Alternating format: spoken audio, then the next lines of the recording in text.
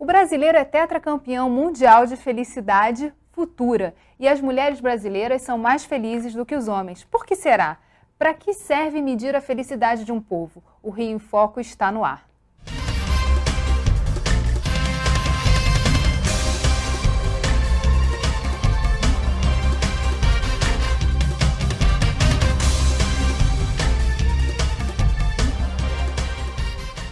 Uma pesquisa da Fundação Getúlio Vargas mostra que o povo brasileiro é o mais feliz do mundo, que o surgimento da nova classe média foi fundamental na fase recessiva pós-crise e que, em matéria de desigualdade social, o Brasil está melhor em relação a outros países. É sobre tudo isso que eu converso com o economista Marcelo Neri, coordenador da pesquisa De Volta ao País do Futuro, Projeções, Crise Europeia e a Nova Classe Média. Ele é autor também do livro A Nova Classe Média.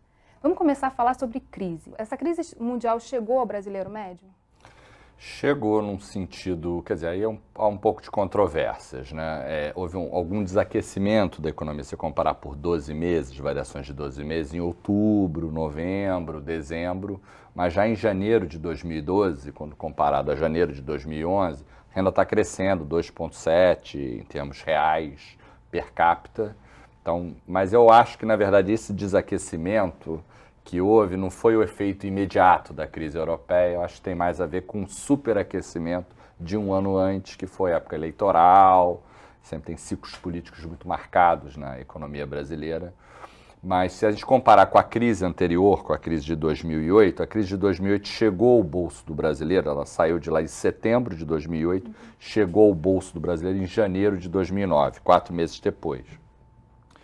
A gente está muito melhor do que na crise anterior. Eu acho que você tem algum desaquecimento na geração de empregos formais, você desacelerou um crescimento, você não voltou para trás. Você ainda consegue ver o povo consumindo, né? Não, que o povo está consumindo. Dos indicadores mais fortes, né? Consumo e principalmente o mercado de trabalho, né? Que aí dá sustentabilidade para esse consumo. Então, vamos dizer, a renda está crescendo 2,7, a pobreza em 12 meses...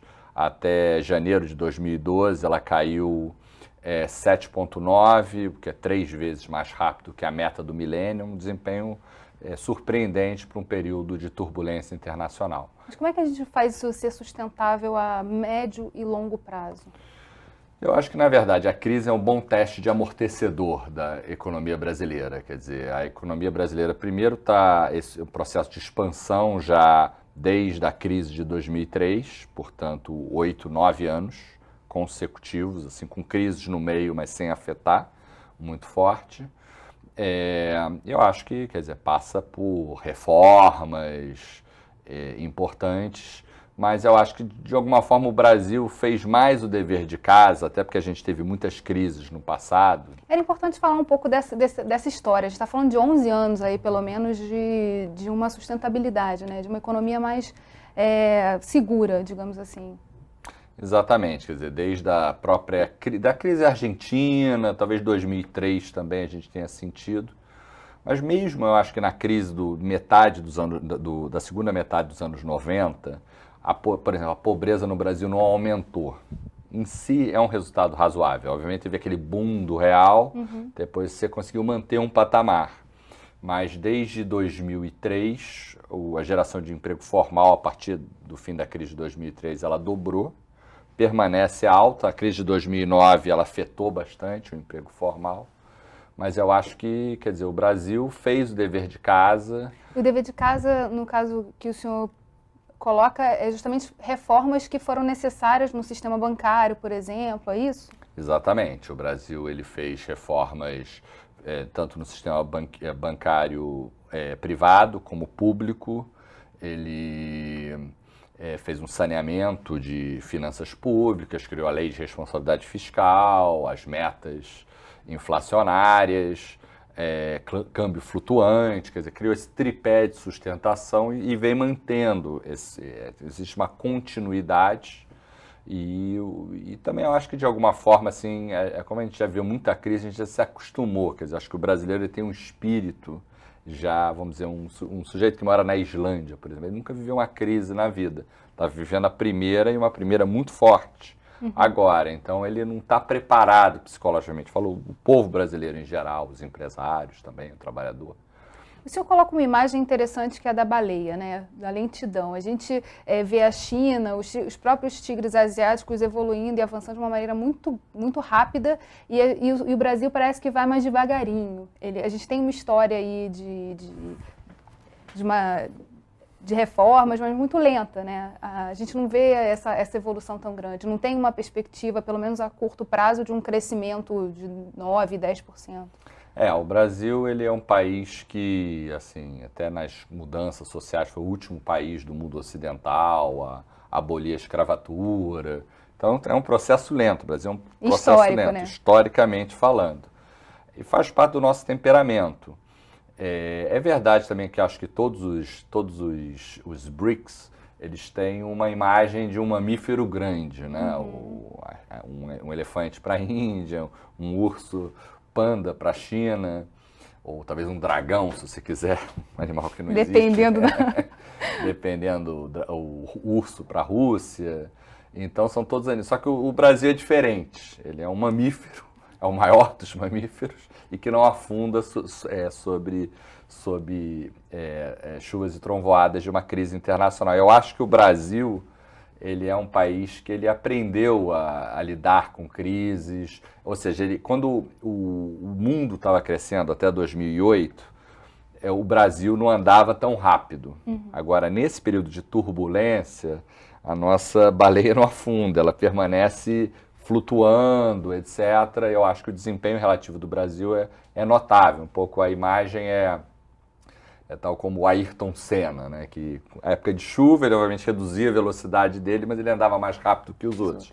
Eu acho que o Brasil ele tem um desempenho razoável, apesar, vamos dizer, do ano passado a gente ter tido uma desaceleração do crescimento. Eu acho que a média pós-crise de 2008 é mais favorável em termos relativos ao Brasil do que o período de boom, que é um pouco esse país cheio de gorduras, mas que se encaixa muito bem no modelito de crise. A crise, a gente tem gorduras que nos ajudam, como taxa de juros alta, carga tributária alta, que nos pesam em época de crescimento. Em época de crise eles não dão margem para fazer políticas, para fazer ajustes. E com a perspectiva de baixar a taxa de juros agora, o que isso muda ou contribui para esse processo?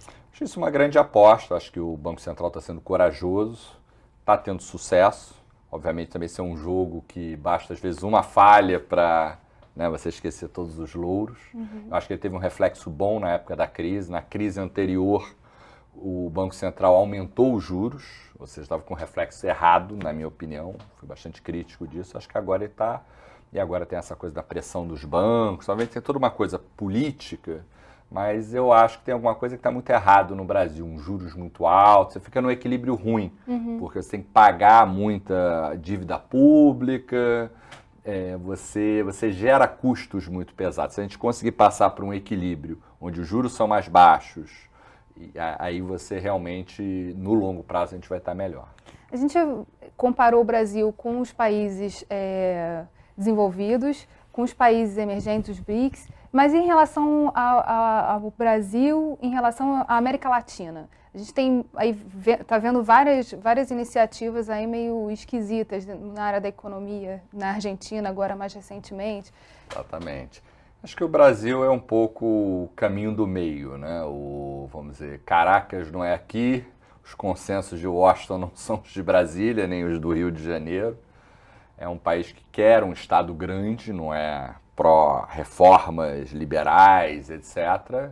Muitas delas poderiam nos ajudar a crescer mais, mas a sociedade, de alguma forma, não abraça, pelo menos os governantes, essa agenda de reformas. Por outro lado, a gente tem uma política social ativa, esse Estado grande, generoso, guloso.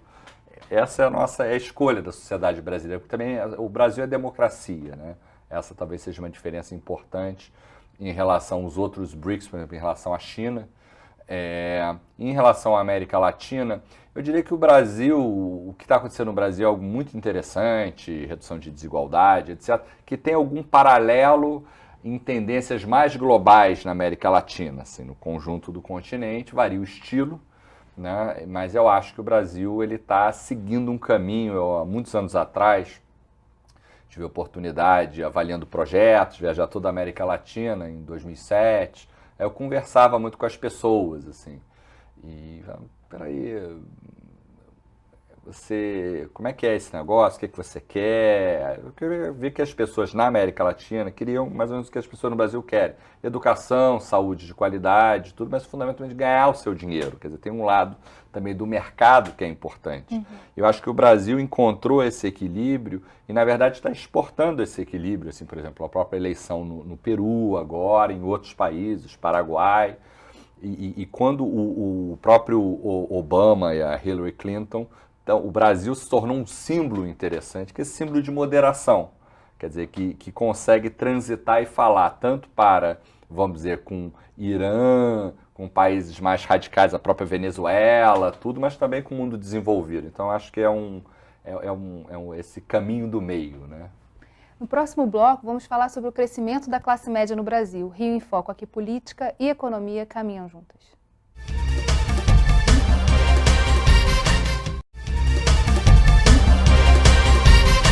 O senhor diz que o bolo brasileiro está crescendo com fermento na base. O que é isso? Como é que a gente explica essa imagem?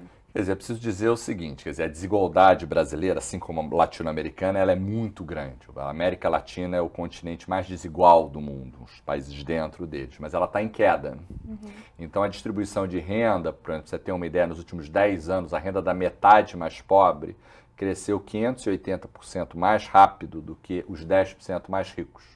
E isso aconteceu durante 11 anos consecutivos, entrando no 12º ano, é algo...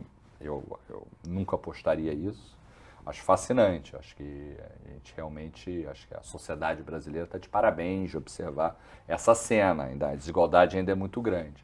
Então se reflete a isso. Assim, se você olhar assim, as características da população, então, por exemplo, a renda no Nordeste cresceu 42%, no Sudeste cresceu 16%, sendo que no Maranhão, que era o estado mais pobre, cresceu 46%, em São Paulo, que era o mais rico, cresceu 7%. Então não é uma diferença de 40%, é uma diferença de 400%. A renda no campo cresceu 49%, a renda nas periferias está crescendo mais, nas favelas cresceu 42%, nas metrópoles 16%. Aí se você olha assim, mulheres 38%, 2 vezes mais rápido que os homens, de pretos e pardos 2 vezes mais rápido que de brancos. Então, de alguma forma... Tá tudo mudando muito, né? Mudando, as cartas estão sendo reembaralhadas. E o que é essa nova classe média? Porque tem saído várias matérias na imprensa tentando fazer um retrato do que é essa classe média. Fala-se muito de consumo de celulares, de TV a cabo, mas também tem outros elementos aí que sustentam isso, né? A própria carteira de trabalho. Exatamente. Quer dizer, eu acho que existe talvez uma visão um pouco consumista da classe média como um bem de consumo, onde é que você, vamos dizer, vai desovar os seus bens de consumo numa época de crise, de demanda generalizada no mundo, onde a própria elite brasileira, como eu disse, a renda não está crescendo muito, então a busca de novos mercados. Mas eu acho que a nova classe média é muito mais do que isso. Ela é o brasileiro subindo na vida porque estudou mais, a educação no Brasil tem um nível horrível, tanto de quantidade como qualidade, mas é muito melhor ou menos ruim do que era há 20 anos atrás.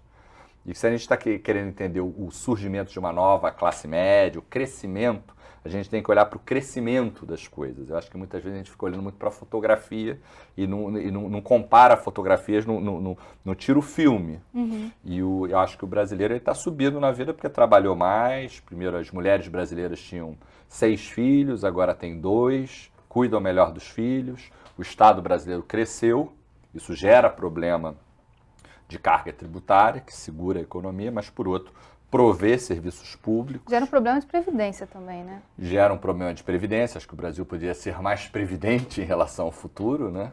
Mas eu acho que tem um dado estrutural. A gente construiu na pesquisa... quer dizer, primeiro uma classificação de classe, que a gente pode definir depois, mas analisou a sustentabilidade disso através do índice do produtor e do consumidor, usando a mesma métrica. Então, para minha surpresa, não era a minha aposta inicial, o índice do produtor, que reflete educação, trabalho, se o filho está na escola, se contribui para a previdência pública, privada, etc., ativos. O índice do produtor está crescendo muito mais do que o do consumidor, 38% a mais. Então, o brasileiro, talvez ele possa parecer um pouco a imagem mais cigarra do que formiga, no sentido de que ele é otimista, individualista, etc. Essa é uma característica nossa, mas a gente está sofrendo uma metamorfose. A gente está cuidando da educação, conseguindo carteira de trabalho. Até porque o mundo exige isso, né? A gente está no ano da Rio+20 e a sustentabilidade ela chama atenção para olhar a economia de uma outra maneira. Não é mais só consumo. Não dá para se relacionar mais assim com o mundo, né? Não, com certeza. Só que o que está acontecendo é o seguinte, o mundo exige isso, só que o mundo dentro tem uma situação meio paradoxal, que é o seguinte, a desigualdade do Brasil está caindo, a desigualdade do mundo está aumentando, quer dizer, a desigualdade dentro dos países está aumentando. Então, o Brasil está um pouco fora da sua trajetória passada e fora do que está acontecendo no resto do mundo, assim, nesse caminho do meio, a desigualdade caindo. Acho que o Brasil está melhor para os brasileiros. Eu sou um economista brasileiro, acho que ele está melhor para os brasileiros do que para os economistas. Por quê? Nós, economistas, olhamos muito para o PIB. Uhum. O PIB brasileiro, como você mesmo disse, não é um espetáculo chinês de crescimento, não é nada disso. Mas é um espetáculo a preços populares, na base está crescendo que nem a China. Uhum. Então, acho que tem o próprio Obama, quando esteve aqui no Brasil, ele falou disso. Não, vocês são democracia, vocês, aqui perto, né? Vocês estão fazendo, a pobreza está caindo. Então, acho que o exemplo brasileiro é um exemplo interessante. E essa nova classe média surge no Brasil como surge na Índia, na China, e são algo que eu tenho viajado muito por esses países, só que lá ela surge a partir do topo. No Brasil ela vem da base, é um sujeito que era pobre e que subiu na vida. Aí você, indo na sua pergunta, fala, mas que classe média é essa? Até porque a gente está vendo, por exemplo, foi citado numa das matérias que eu li, 2 novelas que estão agora passando na Rede Globo, por exemplo, que falam dessa nova classe média, desses emergentes, do que é essa visão, né, do suburbano que ganhou mais dinheiro e que mais é arraigado lá nas suas raízes. Então é uma discussão muito complexa, na verdade, né? É muito complexa, mas eu acho que é difícil de entender desde cima, entendeu? Assim, vamos dizer, você olhando assim, um sujeito, a renda do sujeito era sei lá, R$1.000, passou para 1.500. Aí você olha e fala, poxa, mas esse sujeito está com uma vida bem ruinzinha, tal. O sujeito que via com R$1.000 e se virava bem com R$1.000, 1.500, ele consegue fazer muita coisa. Ele vai, bota algum computador em casa, bota o filho no ensino esse acesso ao crédito que foi a grande revolução também, né? Eu acho que sim, acho que é você um poder componente pagar em importante. várias parcelas. A taxa de juros no Brasil é muito alta. Assustadoramente alta. Perigosa, não é tanto o endividamento. Mas eu acho que isso vamos dizer, até os programas sociais também desempenham um papel, mas eu acho que é papel coadjuvante. Os protagonistas, a educação, o trabalho, são fatores muito estruturais que, como ainda, quer dizer, tem boas e más notícias. As más notícias é a seguinte, o Brasil ainda hoje, depois de todas essas melhoras, é um país cheio de problemas. Educação, informalidade, etc. Só que, como ele tem problemas, ele pode continuar melhorando, como vem melhorando. Porque eu acho que o Brasil está numa espiral. Uhum. A gente foi uma sociedade que sempre muito desigual e a desigualdade era quase uma constante da natureza. E há 11 anos, por várias razões, começou a mudar e a coisa começa... A nova classe média pode ser assim, a locomotiva de uma transformação um pouco mais rápida desse quadro da economia, desse novo crescimento? Pode ser, mas quer dizer, o que eu acho que é importante é o seguinte, às vezes a gente tem uma certa impaciência, eu estava num debate outro dia, e me perguntaram, mas quando é que o Brasil vai se tornar Espanha, por exemplo? A verdade é que a Espanha está ajudando, eles estão vindo na direção de lá para cá. Né? Mas, então, vai demorar de qualquer maneira, vai demorar. Só que vamos aproveitar a viagem, que a melhor fase da viagem é essa, que você está se desenvolvendo, só que na base, porque o que está crescendo no Brasil é o Brasil antigo, o Brasil que ficou para trás, herança escravagista. Entendeu? O Brasil que tinha essa desigualdade amazônica e o pessoal lá de Bahia um pouco assim, quais são as profissões que estão pagando mais, crescendo mais, sei lá, não pagando mais. Empregada doméstica, civil. Peão de obra, o engenheiro está crescendo, mas é o peão de obra. São pessoas que estão tendo o seu trabalho reconhecido, valorizado. Vamos dizer, o filho de um peão, ele não quer ser peão. Porque ele está chegando no ensino médio, etc. Então, para você conseguir atrair mão de obra para lá, você vai ter que pagar bem. Aí os empresários chiam, mas, pô, peraí. Então, mas é o Brasil. O Brasil não é, nesse sentido, o país do futuro. O Brasil é o país do passado. É um país que está... Porque muitas vezes a gente quer chegar a lugares, a gente não reconhece o nosso ponto de partida. Então, o Brasil, acho que de alguma forma, a gente está partindo de onde a gente estava, de onde 50% da população brasileira estava, que era na Índia pobre. Uhum. E só que o lado indiano da Belíndia cresce tanto quanto a Índia cresce hoje, enquanto o lado belga está tão estagnado quanto os países europeus. Então realmente o caminho do meio ajuda a tornar mais sustentável, pelo menos. Ajuda. É importante ver, quer dizer, para quem, né? Eu acho que, vamos dizer, se eu chegar assim para as pessoas da elite, que eu faço parte de alguma forma, tenho boas e más notícias. As boas notícias é o seguinte: a desigualdade caiu. As más notícias é que a tua renda está andando pouco. O povão é que a renda está subindo. Agora, como brasileiro, eu tenho assim, muito orgulho da nossa geração, acho que... E puxando essa visão da nova classe média, desse crescimento para o estado do Rio de Janeiro, essa transformação, a gente tem visto que a economia do Rio de Janeiro está num processo de ascendente e os mega eventos estão ajudando a gerar um potencial aí de desenvolvimento muito grande, né? Desfazendo um pouco o quadro de estagnação que a gente assistia uns anos atrás. Como esse paradigma todo que a gente está construindo aqui, falando da nova classe média, está se refletindo na economia do Rio de Janeiro? E como o governo também está reagindo a isso? Quer dizer, o Rio de Janeiro está crescendo, a região metropolitana, onde a gente tem dados mais recentes, ou município, vale para os dois, ele está crescendo mais de 2 vezes mais rápido desde 2009 do que o conjunto de metrópoles. Isso é o que eu apelidei, talvez os governantes não gostem muito, de efeito olímpico. Desde que o Rio de Janeiro se tornou sede oficial da Olimpíada 2016, isso está acontecendo. Agora, uma coisa que a gente tem que tomar muito cuidado é que é um processo que ele tende a favorecer a indústria, a atração de indústria, os próprios mega-eventos, etc., pré-sal, mais quem tem qualificação. Então, e a gente vê isso nos dados, a desigualdade do Rio de Janeiro está aumentando um pouco, enquanto a do Brasil está caindo.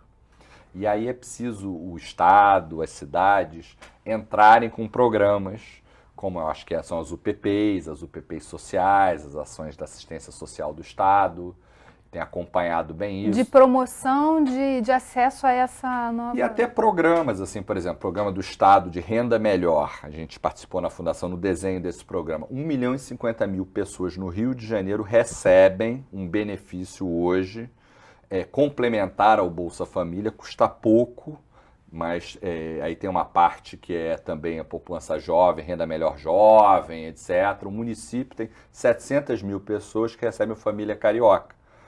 E todo o Brasil, por exemplo, você tem 400.000 famílias em programas desse tipo com o Estado. O Rio de Janeiro é quase 70% desse movimento. Então, o Rio de Janeiro está fazendo política social ativa. E sobre a consequência dessa política social, a gente vai falar um pouquinho mais no próximo bloco. Não saia daí, Rio em Foco, aqui política e economia caminham juntas.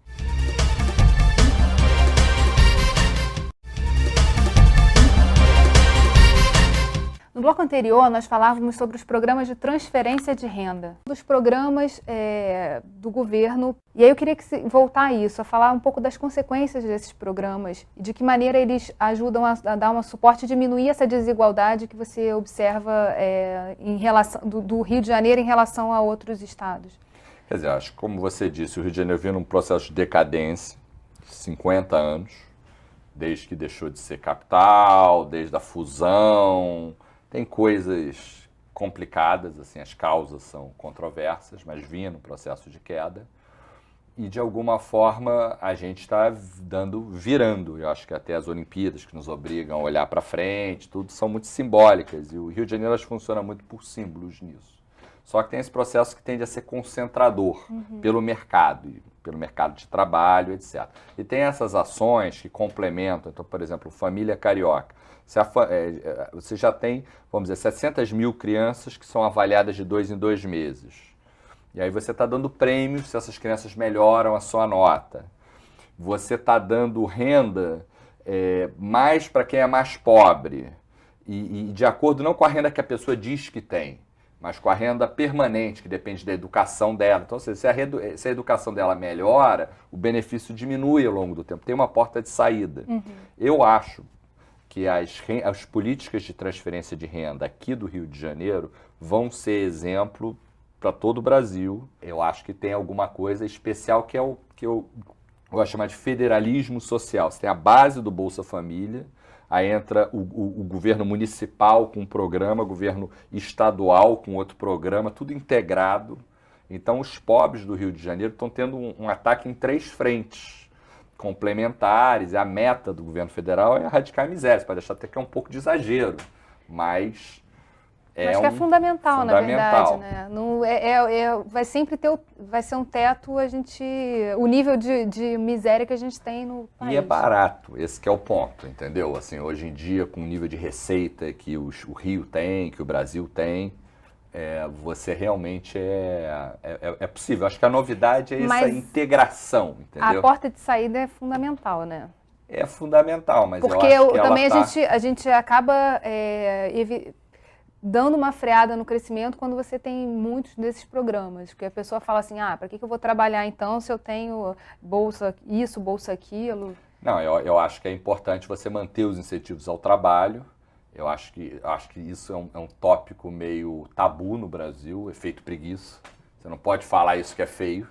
Aí, tendo ou não tendo, você pode desenhar programas, que é uma questão empírica, que estejam mais protegidos desse tipo de problema, incentivar. Quer dizer, o sujeito que tem uma bolsa, que consegue um emprego, o sujeito não tem que perder a bolsa toda. Você faz uma regra de transição para ele, você quer que ele trabalhe. Claro. Né? Então, eu acho que falta a gente pensar muito nisso, mas assim, do ponto de vista de parte de escolaridade, de avaliar, eu acho que a gente tem uma nova geração de políticas que inclusive, a gente já tem algumas avaliações preliminares, os resultados são surpreendentemente bons. Em relação à informalidade, como está o Estado em relação ao país?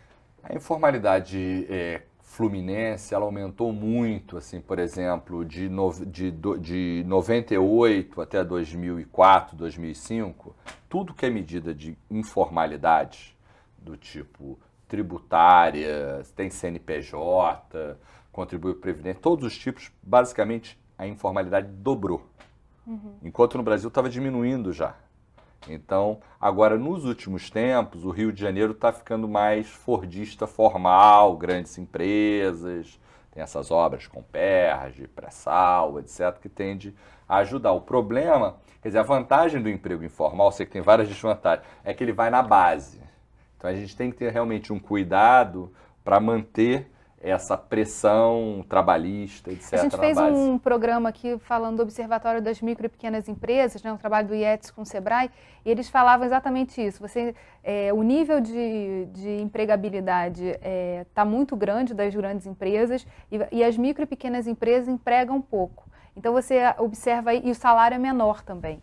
Então, eles acabam atraindo muito mais mão de obra, esses grandes empreendimentos que a gente vê se instalando pelo Estado. Só que para você ter uma rede maior, você precisa ter as micro e pequenas, né? Que vão dar sustentabilidade até à economia. Dá um pouco o tecido social. Eu acompanho esse trabalho do IETS com o Sebrae, eu acho muito interessante. Tenho até participado de algumas iniciativas nas UPPs.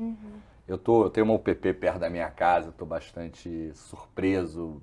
Acho que, na verdade, ali é um celeiro de nova classe média. As pessoas, quer dizer, os vizinhos, no meu caso, então, assim, não sou nenhum especialista no tema, eu tenho visto que a minha vida melhorou muito, mas quem está nas comunidades melhorou muito. Obviamente é um pouco complicado, porque é como você está abrindo as economias das favelas, antes dominada pelos tráficos, ao mundo. Né? Está oxigenada. E isso, às vezes, vamos dizer lá, o vendedor de churrasquinho não consegue competir com o McDonald's. Então, não são só flores. Tem tem Por isso que a decisões difíceis. participação do Estado ali no dia a dia é fundamental, né? Esse equilíbrio, esse caminho do meio, que a gente fala nem tanto o Estado, nem tanto o mercado, ali nas comunidades se mostra completamente. Fundamental. Só que o problema é o seguinte, aqui no Brasil, quer dizer, às vezes tem essa disputa de Estado versus mercado, acaba dando empate, né? Só que, empate às vezes com muitos gols, só que a gente esquece, quer dizer, a gente quer ficar com a qualidade do Estado e com a qualidade do setor privado, e não com os defeitos dos dois lados, assim. Eu acho que são coisas sutis, mas eu acho o que o Estado faz bem, o que o setor privado não consegue fazer. Cada um tem o seu papel. Acho que de alguma forma a gente está indo nesse caminho no Brasil. Mas está descobrindo, é tudo muito novo, não? Está descobrindo, e a verdade, pelo menos em termos de Brasil, é que poderia estar fazendo muito mais. Assim, um pouco a agenda de reformas. Eu acho que no Brasil, às vezes a crise, os mercados. Não, os mercados têm vários problemas, não tem dúvida, e tiveram. Só que a gente não vai substituir eles. Então, quer dizer, como é que você cria um caminho do meio, mas um caminho do meio interessante? Porque eu acho que na questão específica das reformas é valorizar um pouco o sucesso que elas tiveram no médio e longo prazo. A gente fala da reforma bancária, por exemplo, quanto foi fundamental para dar a sustentabilidade que a gente tem hoje. É pouco valorizado o que aconteceu em termos de reforma no Brasil nos últimos anos. O debate político, ele não favorece, eu acho. Eu acho que, na verdade, o que a gente teve, na minha visão, no Brasil, não acho que essa seja a história do Rio. Acho que a história do Rio é recente, as melhoras, mas teve Fernando Henrique, Lula, Dilma, os perfis, a sequência é muito boa. E tem continuidade política econômica e política social. Né? Complementaridade, tem coisas simbólicas. O Fernando Henrique era a antiga classe média, assim como a Dilma, talvez. O Lula é mais nova classe média, aquele trabalhador que surgiu, do ponto de vista simbólico. E no trabalho tem a mãe, o pai, enfim, essas figuras, como elas se sustentam. Eu queria que você falasse um pouco disso. Um pouco... Lula é o pai da nova classe média? Porque eu trabalho na Fundação Getúlio Vargas, dizer que Getúlio era o pai dos pobres, né? O Lula, eu não acho que ele seja o pai dos pobres, nem mesmo da nova classe média. Eu acho que ele é a nova classe média. Ele encarna mais do que ninguém. Ele é a figura. A figura, é a possibilidade que você pode subir na vida. Agora, se o Lula ele é a nova classe média, o pai dele é o Fernando Henrique. Entendeu? Edipiano, assim, a coisa mesmo. E a filha é a Dilma. A Dilma, ela foi eleita por essa nova classe média. Então, ela é filha desse movimento. Pegando esse gancho, né, da eleição da Dilma e por essa nova classe média, você analisa, a gente está num período eleitoral, agora vai começar para o município. Há um reflexo já disso nessa discussão de eleição, do que essa classe média quer de futuro? Tem bastante isso. Acho que as empresas e os políticos demoraram a acordar para isso, porque, na verdade, as cartas do Brasil estão sendo reembaralhadas, então as pessoas demoram a adaptar em relação a isso, mas acho que tem vários movimentos. O próprio município do Rio acabou de lançar, eu sei que é época de eleição e tudo, mas criou um conjunto de ações, de integrar mais com a maneira como se organiza, ligada à nova classe média. O governo federal tem pensado nisso, através da SAI, comandado pelo Moreira Franco, mas, quer dizer, porque, na verdade, a nova classe média, ela não é homogênea. Se ela fosse, como ela é mais da metade da população, 55%, ela poderia sozinha decidir uma eleição. Não é o eleitor mediano que está lá, aquele que decide o segundo turno, não. Ela poderia sozinha decidir. Então ela se torna muito valiosa do ponto de vista político, ela é preciosíssima do ponto de vista empresarial, ela tem mais poder de compra do que a classe AB junta. Então ela começou a ser assim cobiçada, e a vantagem é que numa democracia, quer dizer, você tem que seduzir, conquistar, oferecer, e é porque, vamos dizer, eu diria que são políticas para a classe média, mas numa democracia pela nova classe média, quer dizer, para e pela, quer dizer, então é um processo, e eu acho que é isso que esse caminho do meio, não acho que seja um caminho que seja idealizado, ou que vem na cabeça de ninguém, não. Eu acho que vem na cabeça dos brasileiros. E aí os políticos vão lá e falam, não, peraí, o caminho é por aqui, vamos lá. Pesquisa de opiniões, sensibilidade. Então acho que o brasileiro que está construindo esse caminho. Vamos falar um pouco também sobre a felicidade das mulheres no próximo bloco. Não sai daí. Rio em Foco aqui, política e economia caminham juntas.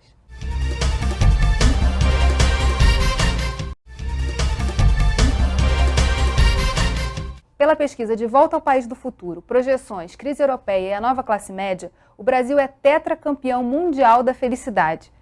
Como é que é possível medir felicidade com estudo econômico? Quer dizer, na verdade, o Brasil é tetracampeão de felicidade futura. Futura. Futura, E isso que tem que ser definido também. Tem que ser definido. É o país do futuro, né, como foi apelidado pelo Zweig há 70 anos atrás, ou seja, uma característica antiga nossa, tá no... Né? É o seguinte, é muito simples. Pergunta para a pessoa, dá uma nota de 0 a 10 para sua satisfação com a vida. É subjetivo, mas você faz isso em 158 países. Então, mesma pergunta. E tem uma pergunta que é, dá uma nota de 0 a 10 para a sua felicidade, satisfação com a vida daqui a 5 anos. E aí o Brasil, 4 vezes a gente fez esse levantamento, e das 4 vezes o Brasil é que tem a maior nota, a nota média de 0 a 10 é 8,6, é uma média, né, muito alta. E eu acho que isso me ajudou a entender esses dados, é um dado subjetivo, ele não substitui nada, obviamente tem a renda, tem a desigualdade, tem a escola, coisas objetivas. Mas o que está na cabeça do brasileiro? E isso me ajudou a entender um pouco do espírito da Brasil, o que é ser brasileiro, né? O brasileiro é o brasileiro profissão esperança, aquele cara que... Vê a vida melhor no futuro. Vê a vida melhor no futuro, isso talvez ajude a explicar por que a gente não faz reformas, por que a gente poupa pouco, por que a taxa de juros no Brasil é tão alta, que senão a gente desconta o futuro para hoje. Ajudam a explicar características do Brasil, mas nos ajuda a entender o espírito do brasileiro. O brasileiro é otimista, ele vai lá, tem uma crise, ele não entra em depressão por causa da crise. E com isso, talvez ele não faça o dever de casa que deveria fazer se ele estivesse mais preocupado, mas por outro ele não se deixa abater.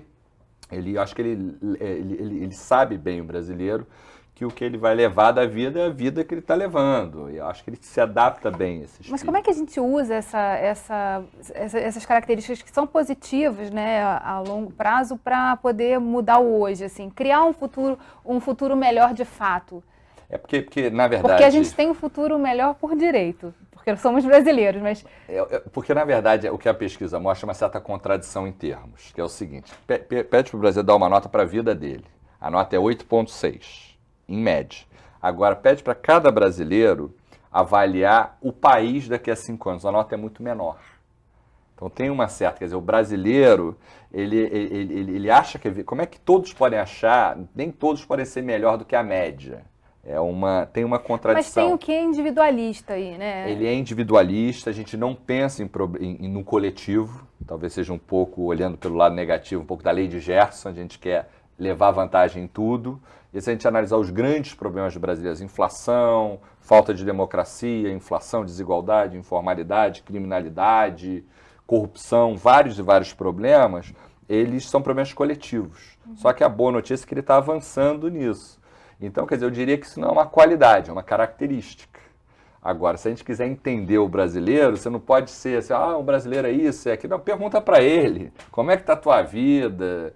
E aí o brasileiro é esse sujeito que dá uma nota muito grande para a vida dele. Eu, como sou brasileiro, eu detestaria morar num país onde as pessoas estão... Eu tive agora na África do Sul, senti, os dados mostram isso, mas morei lá há 30 anos e tal, que é um povo em movimento, é um povo assim que pode não dar certo, mas a gente está em movimento, a gente não está parado. Eu acho que o brasileiro é isso.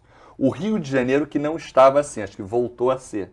Porque o Rio de Janeiro, apesar dessa imagem que a gente tem do Rio como uma cidade de jovens bronzeados... Sempre foi muito crítico com ele mesmo, né? Foi muito crítico, porque na verdade o Rio não é uma cidade de jovens bronzeados, é uma cidade de idosos igualmente bronzeados. Nós somos um povo mais maduro, então não tem aquela imaturidade, jovialidade que o brasileiro tem. Só que agora a gente está se renovando. E ex-capital, né? Quer dizer, que Ex-capital. já viveu a pujança. E esse esvaziamento foi muito ruim. Saudosismo. Ficar olhando há 50 anos atrás, isso é coisa de idosos. Assim, não é? O jovem, ele olha para frente. E eu acho que tanto o Estado como o município do Rio de Janeiro e a região metropolitana, que é um pouco, né, no meio dos dois, eu acho que eles estão integrados. Esses 3 rios estão confluindo para as mesmas direções, integrados com o governo federal. Isso é uma coisa nova no contexto. Então, acho que tem um movimento bastante assim, de renovação, projetos para o futuro. E um dado interessante nessa questão do futuro, que é a mulher é mais feliz que o homem, né? Dentro do... Na verdade, no mundo, né? No mundo. E no Brasil, especialmente. Por que isso?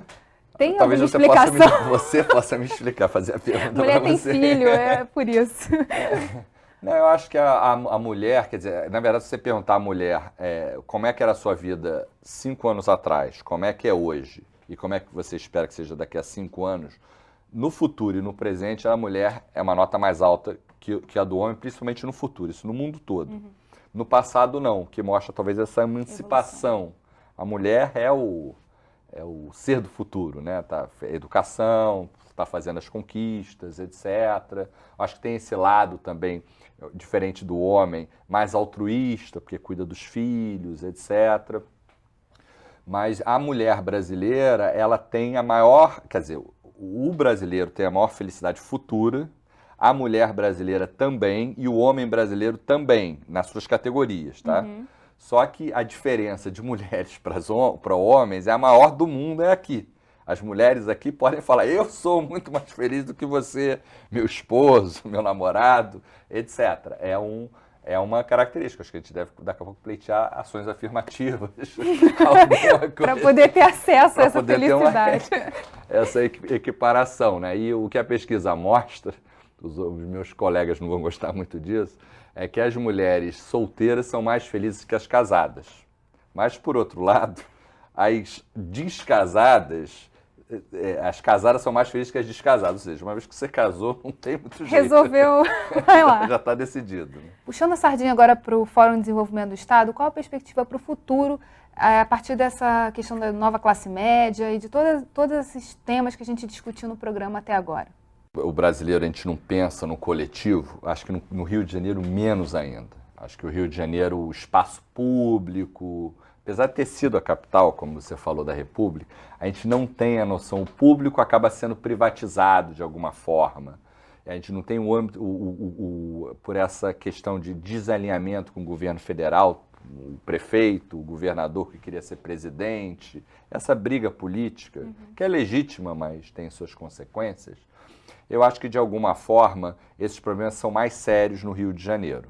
De informalidade, aqui é muito séria, tem uma desorganização maior, essa coletividade, problema de criminalidade, etc. A boa notícia é que o Rio está atacando esses problemas e eu acho que a sociedade está começando, integração dos 3 níveis de governo, setor privado, tem uma série de movimentos lá, o Rio Como Vamos, o Fórum, então acho que existem novos instrumentos. Eu não comemoro antes da hora, tá? Eu vi assim, por exemplo, a Rio 92, acompanhei, participei do sucesso, mas vi lá o programa de despoluição da Baía de Guanabara que simplesmente não aconteceu, pelo menos em termos dos domicílios, tá? Tínhamos mobilização, tínhamos recursos.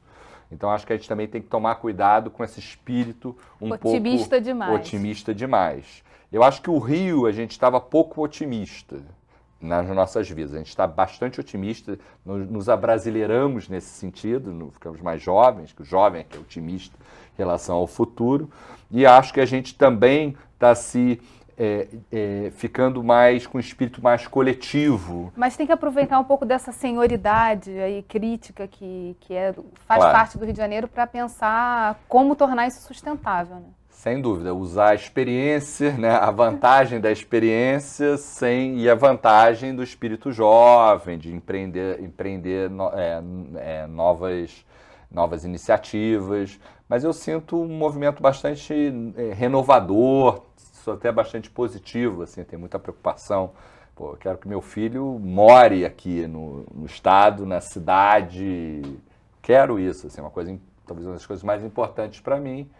E hoje em dia eu vejo que é possível, assim, eu acho que é uma coisa que ele pode fazer uma opção, acho que a gente está conseguindo construir isso. Tem muito trabalho pela frente, mas eu acho que hoje em dia a gente tem tantos instrumentos, esses fóruns, internet, que você permite interligar essas discussões muito mais, tem metas sociais, acompanhamento, transparência. Mas tem que participar, né?